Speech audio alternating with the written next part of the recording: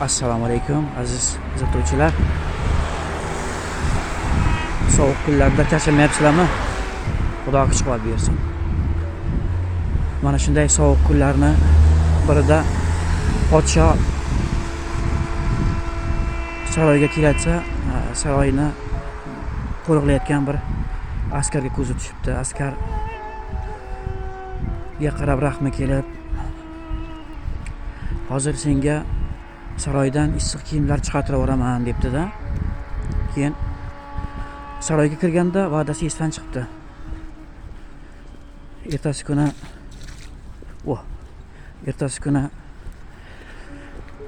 qaytib saroyga chiqsa, haligi askar olamdan o'tayotganmish. Qo'liga qarasa bir qog'oz. Hurmatli podshohi olam, men shu saroyda sovuq kunlarda ham sizni xizmatingizni qilib, saroyni qo'riqlab, hech sovuq mana bunday sovqotmagandim. Lekin sizni bergan va'dangiz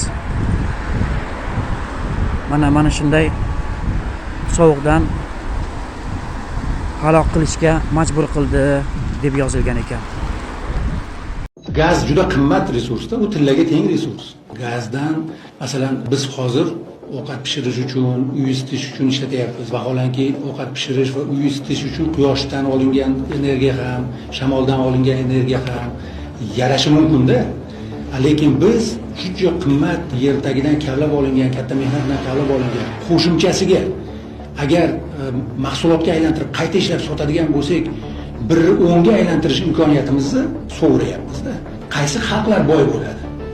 O'sha imkoniyatlardan to'g'ri foydalangan xalqlar boy bo'ladi. To'g'rimi? Masalan, Norvegiya juda ko'p gaz quvib ishlab chiqaradi.